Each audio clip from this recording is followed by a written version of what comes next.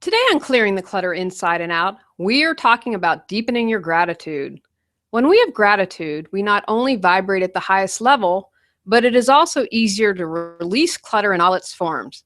In this month's bonus, learn how to deepen your gratitude as we continue our month focusing on the kitchen.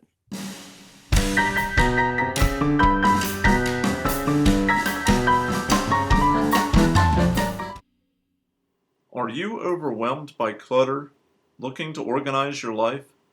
Do you feel stuck and are ready for a change?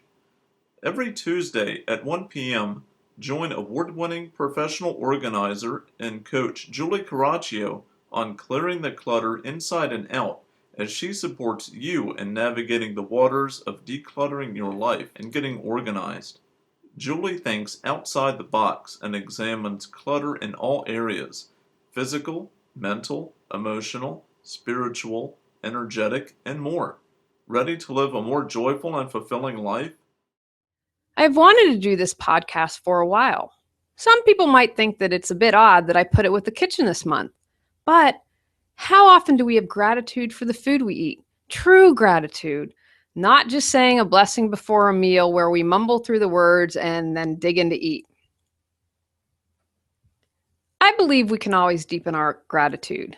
This podcast was inspired by the death of my Uncle Carlisle. My uncle died unexpectedly on Christmas Eve. He had a freak accident and surgery that went well.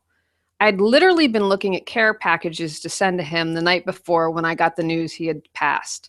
He lived a wonderful long life, but he still left us too early. Finding the golden nuggets. I was very grateful that I got a flight out because I didn't think I would be able to. In case you are wondering, the airlines don't give special rates if you are flying back for a funeral. Right after I was on the plane and seated, I was one of the last to board. The plane started to fill with smoke and we all had to get off. We had 2 blind passengers with guide dogs and numerous people who needed wheelchair assistance. This was a small plane because it was a regional flight, but it took a long time to board. The drive from the airport to my hometown is 50 minutes. I was worried I would miss the viewing. It was not a mechanical malfunction, but someone's laptop had caught on fire. For your information, in that situation, both the police and fire department come to check out everything. As it ended up, we lucked out and departed only an hour late.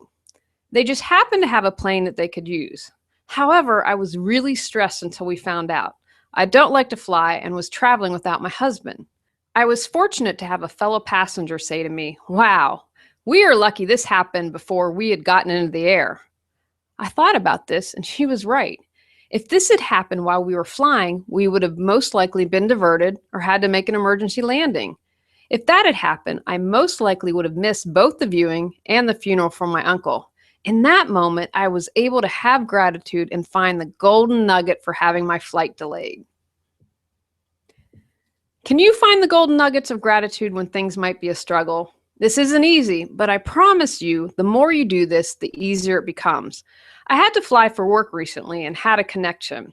I had several things go wrong, but I kept finding the nuggets. I posted this on my Facebook page for my daily gratitude.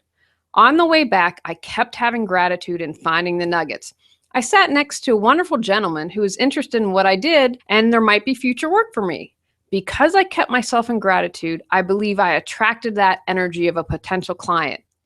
Had I been cranky and fuming over things, he probably would have felt that and never started up a conversation. Being in gratitude keeps you open and vibrating at the highest levels. Are you feeling stuck? Does your mind always seem to go a million miles a minute? Can you easily navigate the ups and downs of life? The journey of 1,000 miles begins with one step. As a lifestyle coach, Julie supports you in your self-development and well-being by showing you how to declutter your life. She considers herself a CPO, Chief Possibility Officer, because our possibilities are endless. Ready to take the next step? Schedule a free 30-minute consultation. Learn more at reawakenyourbrilliance.com. Loving what is. Now, finding the golden nuggets are great. Can you take it a step further and love everything exactly as it is right now? When we look for the golden nuggets, we are struggling to find our gratitude. But when we love everything as is, we are already in gratitude. This one isn't easy.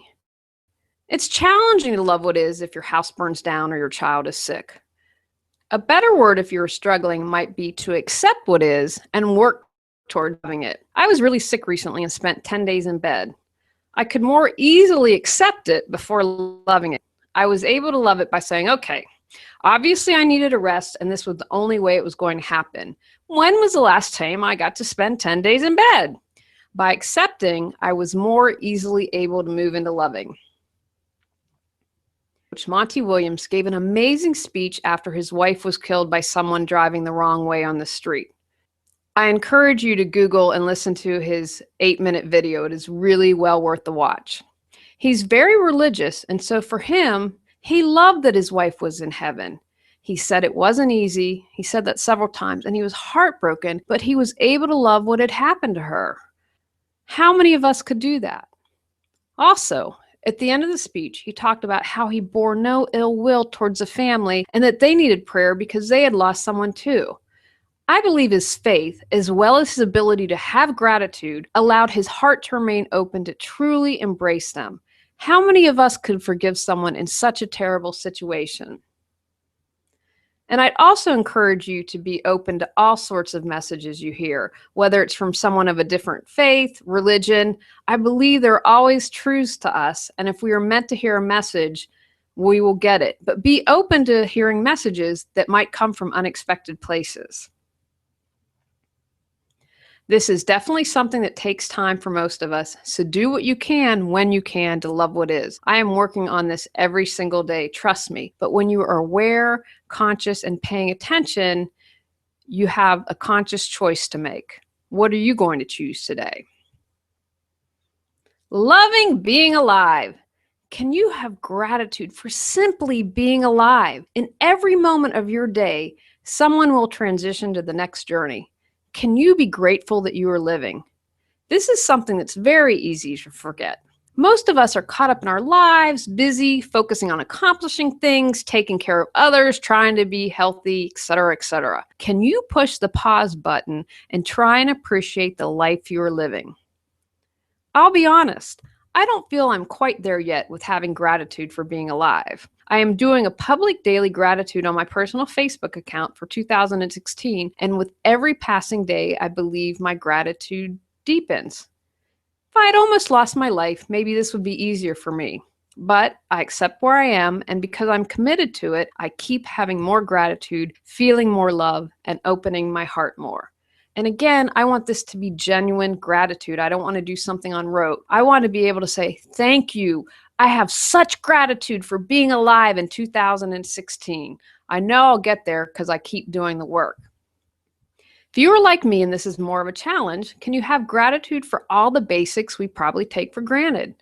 Everyone listening most likely has enough food to eat, clean drinking water, good health care, and a home. What other basics can you find gratitude for?